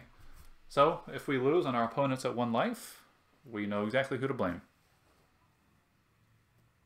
They've drawn a lot of cards. I have to assume our knight's going to be getting bounced pretty soon here.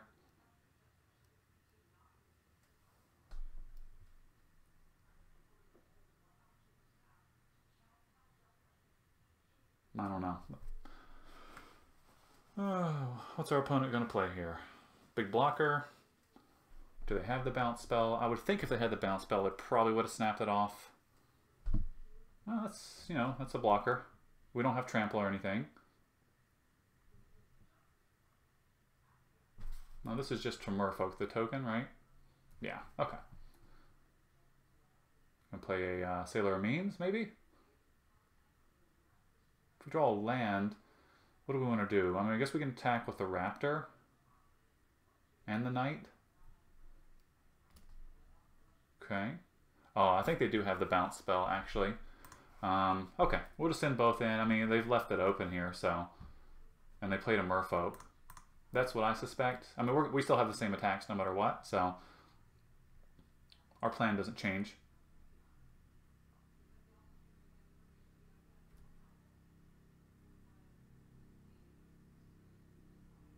Yeah, there it is. Crashing Tide. Makes sense. Alright, so opponent's just going to take 1 here.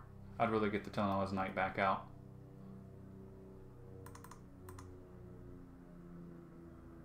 I mean, we're not out of this game. Our opponent hasn't really put any big pressure on the board. We still have Charging Monstrosaur that can come online if we can hit a few land drops. I would love to hit a Forest again, this turn. Just so that we could get, maybe the Frillback out or the Jungleborn Pioneer, something. A lot of it depends on what our opponent plays here as well. Seeing as the way the hand's playing out now, I wish we would have mulliganed it, but it's just one of those things. Ooh, that's pretty good. That's pretty good. Okay, so that kind of shuts down our attacks here. Well, it doesn't shut down the Sun Color unless we, if we don't draw anything, we'll probably just send it in.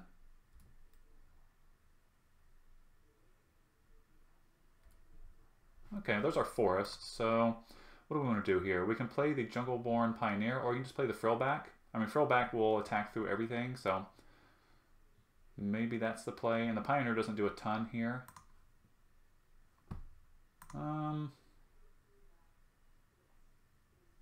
Yeah, let's just play the Frillback.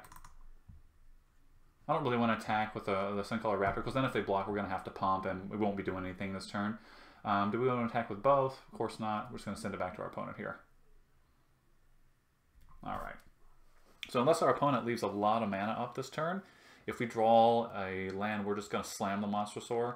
If they do leave a lot of mana up, I feel like it's probably not a great situation to play the Monstrosaur, since it's probably what's going to get us to the win in this game, just because I would assume they have a counterspell at this point. Alright, they're going to send any attacks in? No, they're sending something in. Okay, well, I don't mind taking a couple points of damage here. They might just be turning on Rage so they can draw a card. Or they may also... I think the Telenova's Knight's still worth keeping, and I don't want to... We don't need to chump. They might just be bouncing our Frillback here with the Rigor. But if they do that and we draw a land, that's actually good for us. I wouldn't mind it getting bounced. It'll take them away from a counterspell, and then we can play the Monstrosaur.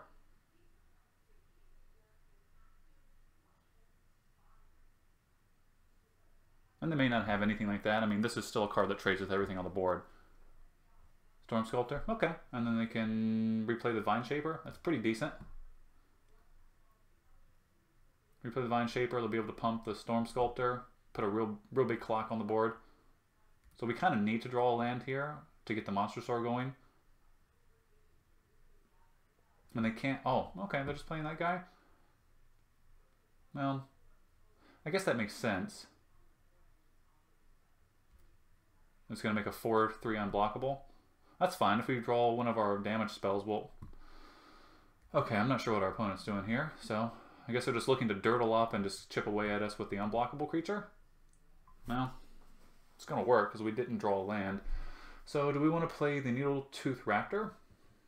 Or do we want to go ahead and play Jadecraft Artisan? If we play the Artisan, we can make our Telenella's Knight a 5/5. And it'll have to be blocked by 2 creatures. That seems pretty decent, actually.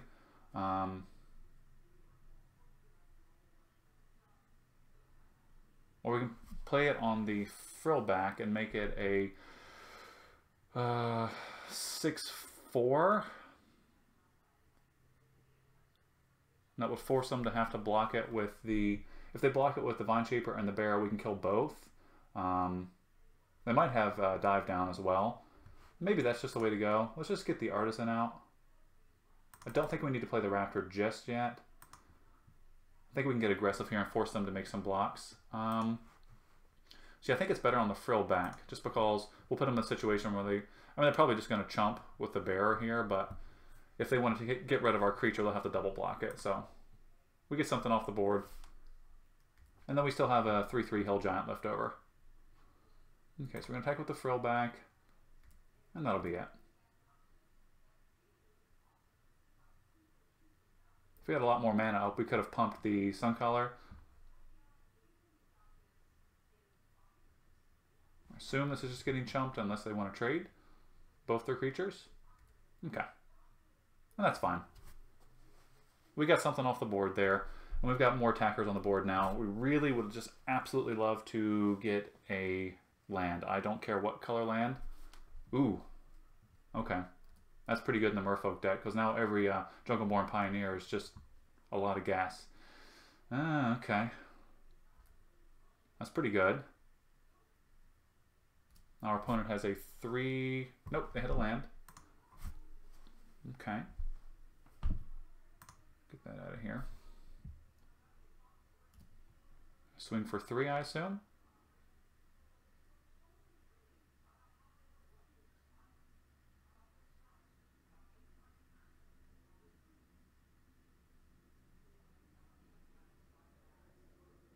I suppose the Monstrosaur isn't even fantastic here, unfortunately, because they're just going to block with the Vine Shaper and then any other creature. But it'll get the Vine Shaper off the board, which is their big threat right now. Well, not a threat, but it's their big chumper. And it's kind of stopping all of our little guys from getting through.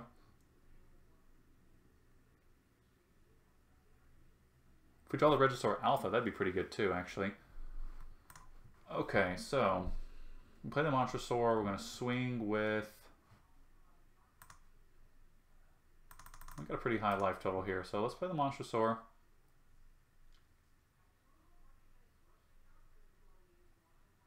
I mean, all we really can attack with is the Monstrosaur, because anything else we attack with, they can just take the 5 and chump. Now, what happens if we swing with everything? They can...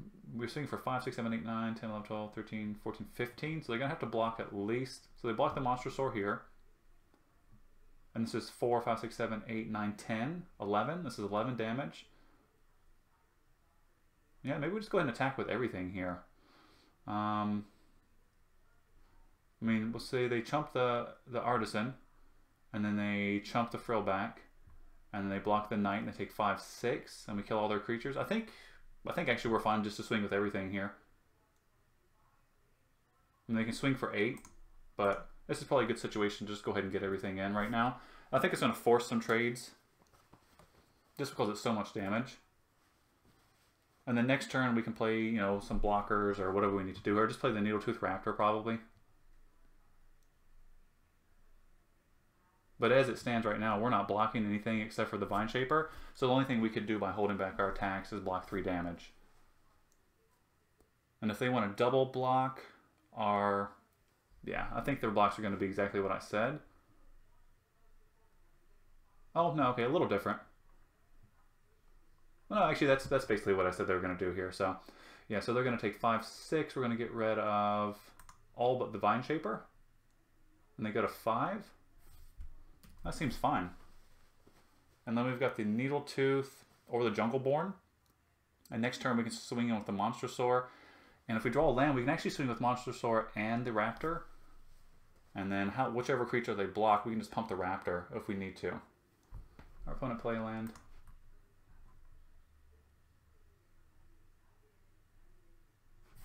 Okay, what do they got here? Gonna swing it. Okay, they're gonna bounce the Monstrosaur. Probably gonna bounce it, and then maybe have a counter spell.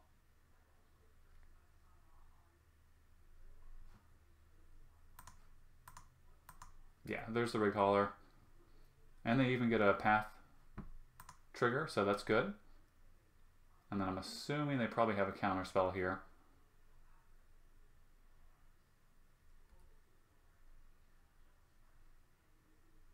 Bouncing the Raptor. They might just have another bounce spell altogether.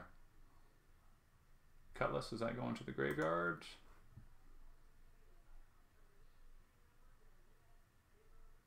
It's a decent draw for the Rigger here. I mean, this could block Monstrosaur without any big problems.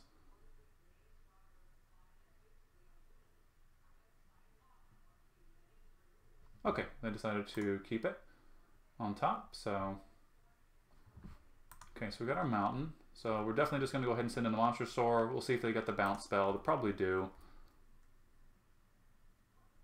I don't think their attack made any sense if they didn't have the bounce spell. Or maybe they just have dive down. Aggressive Urge. Okay. Go ahead and do the trade there. That's fine. They're going to take 1 point of damage.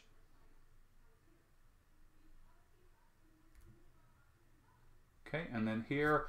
Do we want to play the Needletooth Raptor? I think we just want to get 2 creatures out. So let's go ahead and play the Suncaller. Actually, we could play the Suncaller and the Needletooth Raptor. Let's do that. Just because that'll maximize our mana this turn. It'll also be a creature that if they want to block it with the Vine Shaper Mystic, we get to blow up the Mystic or whatever their best creature on the board is. Alright, so they've got the Cutlass here. So that means they're going to have a 5/6 Vine Shaper, right? Okay, and they got a 3/2 flyer.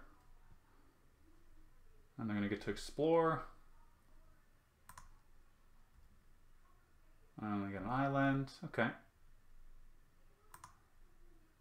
There's the Cutlass. Yeah, they're doing a pretty good job here stabilizing, so you get to equip it there. That's pretty good.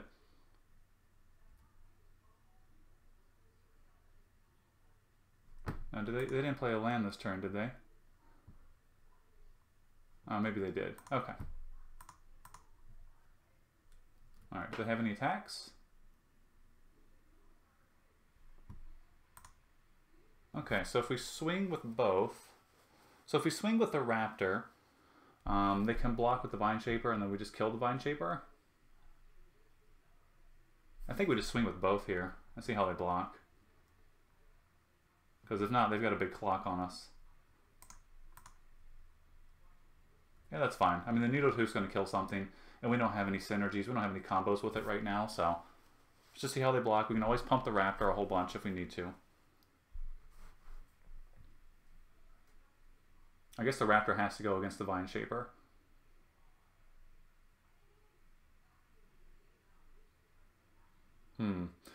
So this is interesting. So they block this way. We're probably going to have to do the damage to the Siren. So we're going to want to pump our Raptor twice here, I believe.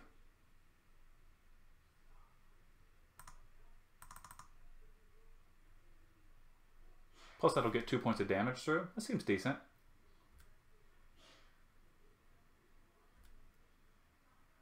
Okay, and then this trigger goes right on here. We get their big guy off the board. And next turn, honestly, drawing a force wouldn't be the absolute worst because we could drop both of our creatures. I think we're going to play the Jungle Born over the Frillback just because we get 2 creatures here. Okay, yep, Jungle Born.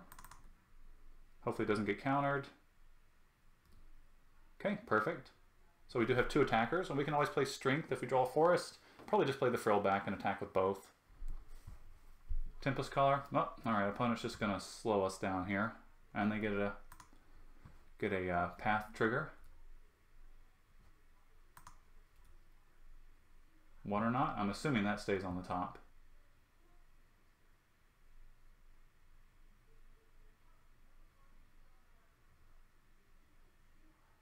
Yeah, and then you go ahead and equip.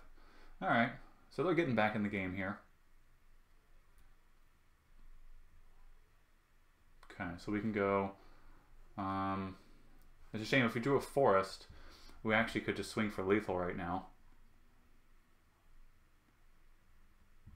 Probably just play the Frill back though. And just send it back. I mean, there's no point in attacking here. We'll do 1 damage. I really wish we had another green source because we could play 2 creatures here and probably just clinch the game. So our opponent's got Water Knot. I'm assuming the Frill back's going to get tapped down. Yeah. I mean, that's the right play. Take that out of commission. They can't get aggressive against this until they play another creature. Ooh, that's good. Yeah, so let's just play the Stalker.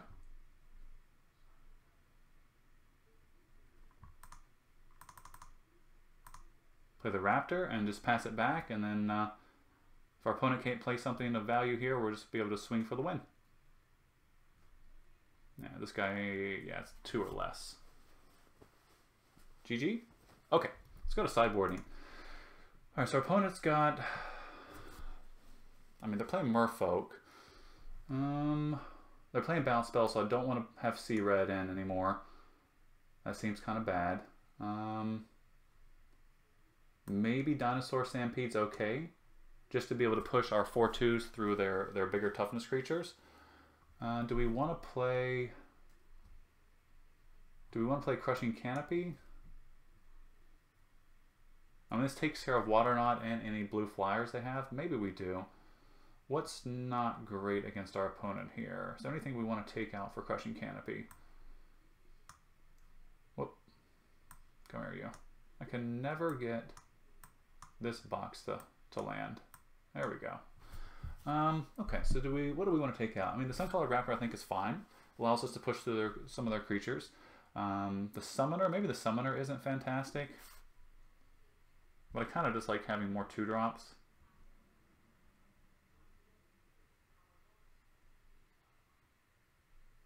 I like both the Raptors. Those are just going to be good. I mean, I like all our 4s. I like our 5s. I mean, the Stormfleet is fine here. But I feel like the Crushing Canopy probably definitely needs to be in. I mean, maybe we don't need the Dinosaur Stampede. I definitely want the Crushing Canopy because the Marauder is a big pain in the butt. That thing can just dwarf any of your big creatures. You know, you play the Dreadmaw and they turn it into a 1/1 or an 0/1. Excuse me, an 0/1. But the Dinosaur Stampede will let us push through some damage, you know, later in the game unexpectedly. So we're going to be on the draw. Maybe we could take out a land.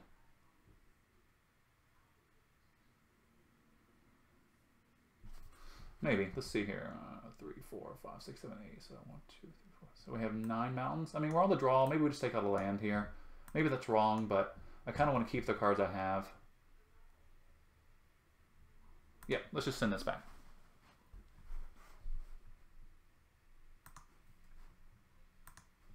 Okay. It'd be great to get a good opening hand. I don't think we've gotten a single, like, great opening hand. Well, you know, I mean, we've got 2-drop into, you know, Raging Regisaur. I kind of want to keep it just because we have 2 Needletooth Raptors. And if you ever get Raging Regisaur or Needletooth Raptor going, I mean, this isn't a fantastic hand, just because it is pretty heavy on land. Ooh, but, you know, this is going to be pretty good later on. Now, if our opponent goes nuts here and just starts, you know, dropping, you know, Merfolk turn 2, you know, the 2/1 that gets flying, and then Vine Shaper Mystic, or, you know, the Corsair is really good too. But not great against Raging Regisaur. Okay, now we need to hit no more lands, and we're looking pretty good. A Frillback would be a good draw next turn, just so our Knight can push through.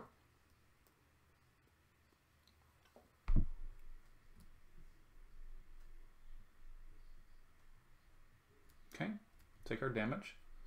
Yeah, I definitely like the Ixalan Corsair. This is such a good card. Pioneer. Okay, Pioneer's decent. Be happy to see a 3-drop Dino here. Come on. Not quite. So maybe we can swing. We're just going to trade with the Jungle Boar. Maybe we just play the Stalker.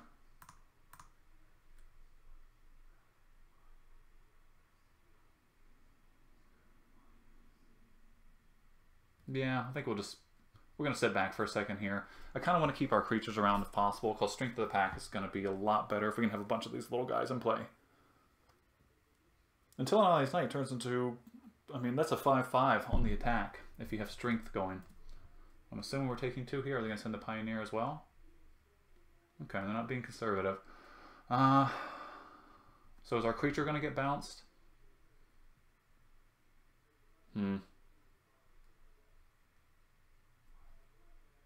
We might just need to go ahead and trade here. Yeah, I think we just need to go ahead and trade here. If our opponent's going to start getting aggressive, they probably have something to bounce here in their hand, and we just can't afford to keep taking more and more damage. And if we hit a couple consecutive land drops, we're gonna wish we would have gotten that 2-drop off the board. Augur, okay, they get a Brainstorm. Pretty good card here.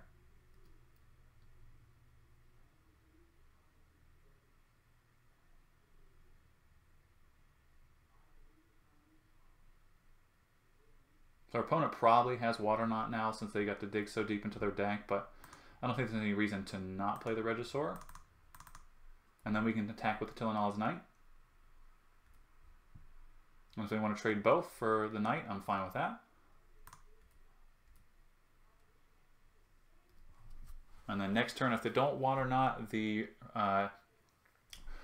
Regisaur here, then we can pick off the Corsair. I don't think that's going to happen. I think the odds are pretty good our opponent's going to have an answer, whether it's a bounce spell or Water Knot just to tap it down. Just take the 3. Makes sense. I mean, they're definitely kind of getting us here. They got the flyer and they can just block with their little 1/1 at any point if they need to, because we can't get this guy with the Regisaur. And okay, so it's not Water Knot. Is it Vine Shaper Mystic?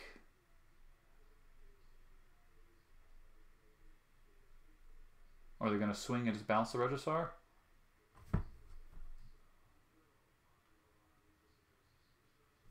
It's always stressful playing against blue decks in this format because you just never know what they're going to do. There's so many bounce spells. Alright, we're taking 2 here. Yeah, okay. Didn't exactly expect a Crash to Ramparts or anything crazy like that, so. And now they're just going to bounce the Regisaur. Yeah, that makes sense. Okay. Can't blame you there. That's definitely the play I would make, so.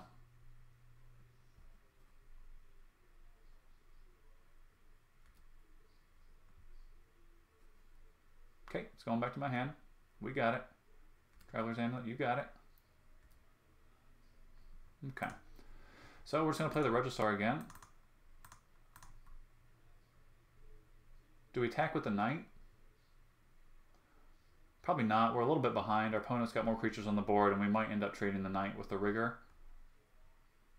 I mean, I guess we could attack with the Knight. And if they swing in, we're going to block this. We're going to take 2, 3, 4, 5. Go to 9.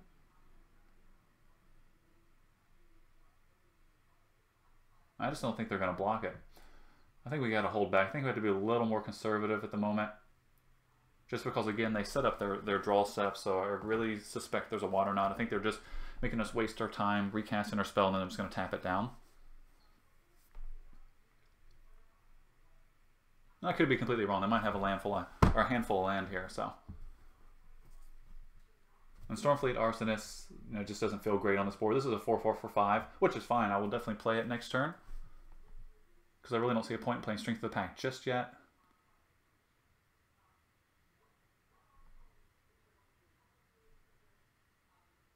So we know we're going to 12 here. At the best case scenario for us, we're going to go to 12.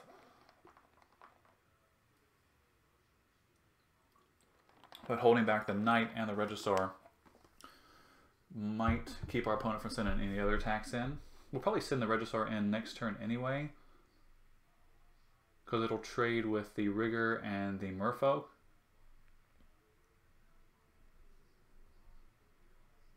Ooh. I'm just going to go ahead and get him off the board. Well, that makes sense.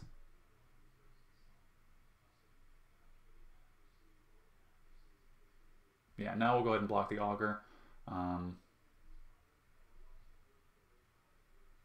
Well, maybe not. Now we'll take it one more turn. I still think our knight's going to be better. Plus we got their bigger aggressor off the board, and we're going to get to play Stormfleet Arsonist this turn. I really do not care about the raid trigger on it, so I'm not even going to bother. Ooh, that's a good draw. So we'll put the Arsonist. We're going to send it back.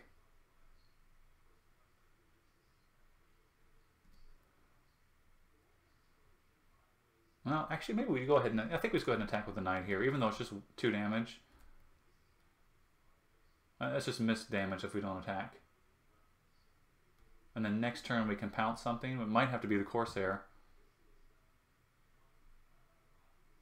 Or we can just go crazy and play Strength of the Pack. I guess it depends on whether we draw a creature or not. If we draw a creature, we might just pounce their flyer, since it's definitely the card that's going to be taking us out here slowly. And they've got, you know, just all kinds of dirtles on the board. They can just keep blocking. But they are hitting a lot of lands here, so that's good for us. We're going to take 2. Yeah, okay. So they didn't hit any sort of interactive spell or anything. We're going to go to 8. You know, it's getting a little worse for us each turn here. Do they have anything else to play? Another bounce spell? Sculptor? That's pretty good. We're probably going to pounce that guy. We're going to bounce the Brainstorm creature.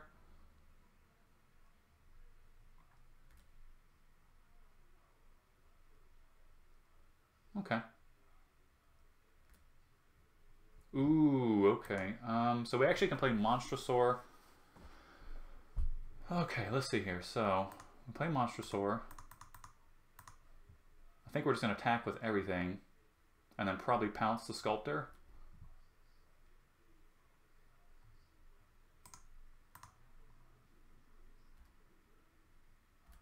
Yeah, that seems pretty good. And next turn we can Strength of the Pack.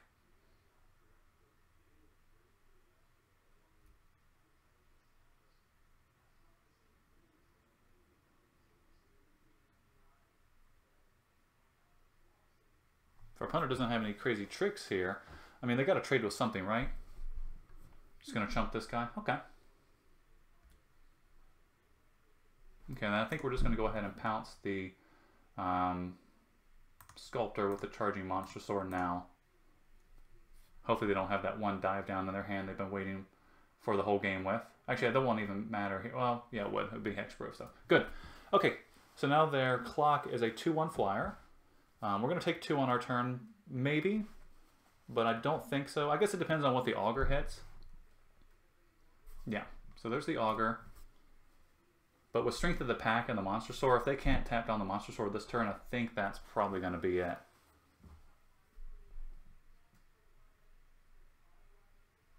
Because they won't be able to block the Monstrosaur and let something else come through and live. And if they double block these, it'll be perfectly 7 damage.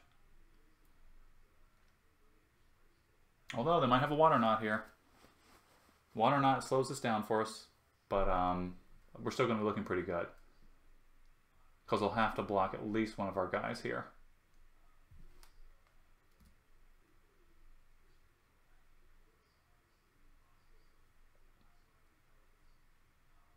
That is a bold attack. I have to assume they have something in hand. They must have the Water Knot. The Reaver. I think that's game over, because they can block these 2 and take 7, or they can block the monsters. Yeah, I think that's game over. And Crushing Canopy. Okay, let's see here. Let's make sure we double, triple count everything. Okay, so we swing with all after Strength of the Pack. This is 7 damage. That's if they chump both of these. And this is going to be 4, this is going to be 5, and this will be 6. So they chump both of these, they take 7. If they block the Monstrosaur with both, with either one, they're only going to prevent 2 damage, so they'll take 5, and they're going to take lethal from one or the other. So yeah, that's game over. Strength of the Pack ended up being kind of our bomb card in this deck here.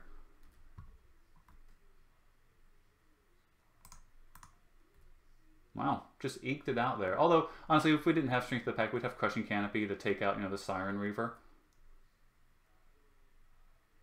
So we would have been able to sit back for another turn or so, but yeah, it wouldn't have been great for us.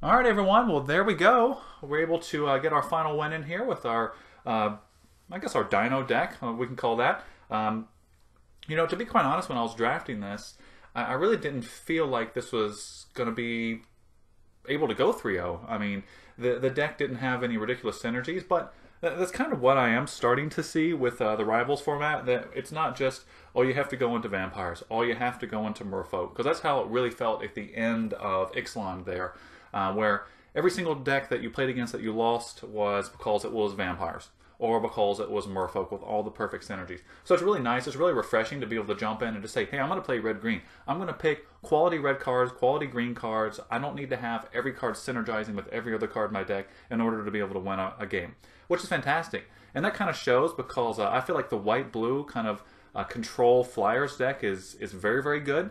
I think that Red-White Boros is probably the deck that's going to be the hardest to deal with, just because there's so many great cards in that deck that are common.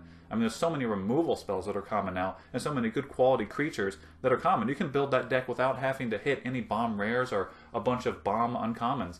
But anyway, you know, our deck was pretty fun. You know, we're able to go undefeated there, so that's nice. We got some packs for upcoming drafts here. Hope everyone enjoyed watching the video. You know, if you did, make sure to hit that like button. And if you haven't already, go ahead and hit that subscribe button, and we'll see you next time.